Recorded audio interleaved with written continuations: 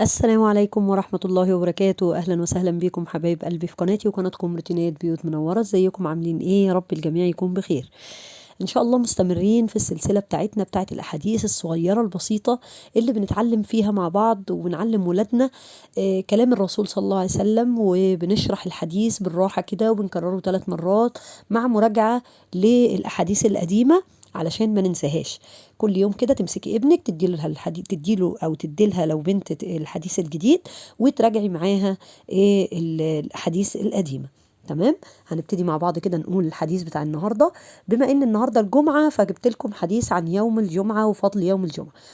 قال رسول الله صلى الله عليه وسلم: إن من أفضل أيامكم يوم الجمعة، فأكثروا علي من الصلاة فيه، فإن صلاتكم معروضة علي.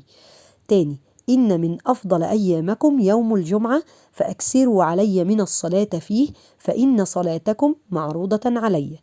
إن من أفضل أيامكم يوم الجمعة، فأكثروا علي من الصلاة فيه، فإن صلاتكم معروضة علي. تمام. يبقى احنا كده عرفنا الحديث بيقول ايه. الرسول صلى الله عليه وسلم كان بيكلمنا عن يوم الجمعة انه يوم من افضل ايام الاسبوع. افضل يوم هو يوم الجمعة، ده عيد في السماء. فالرسول بيأمرنا ان لما يجي اليوم ده نكسر عليه من الصلاة. فالصلاة في اليوم ده بتكون معروضة على سيدنا محمد. يعني الرسول صلى الله عليه وسلم بترد فيه الروح يعني يسلم على من صلى عليه، يرد عليه الصلاة. تمام. فاحنا نحاول ان احنا يوم الجمعة ده ما نضيعوش كده هباء يا جماعة. يوم الجمعة ده نحاول ان احنا نصحى بدري، نغتسل و نذهب للمسجد بدري. بالنسبة للرجال طبعا. لو النساء ينفع يروحوا المسجد فبدون فتنة وبدون تعطر وبدون، طبعا كلنا عارفين شروط يوم الجمعة نعمل ايه وشروط الذهاب للمسجد للنساء. الموضوع دوت انا كنت اتكلمت فيه قبل كده في فيديو.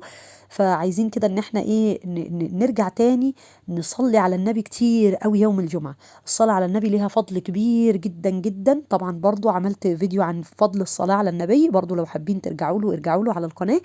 وان شاء الله يعني هنحاول كده ان احنا على طول نتكلم على الحاجات اللي الرسول صلى الله عليه وسلم امرنا بيها، وهنحاول نتكلم على الدين وعلى العقيدة علشان خاطر نرجع نغرس في قلوب ولادنا وفي عقولهم العقيدة تاني وكلام الرسول صلى الله عليه وسلم.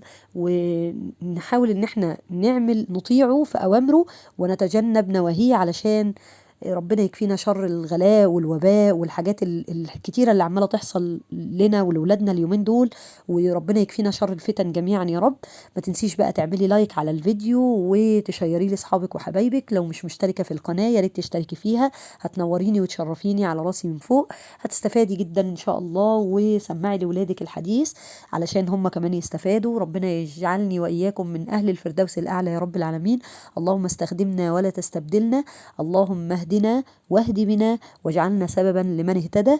استودعكم الله والسلام عليكم ورحمة الله وبركاته.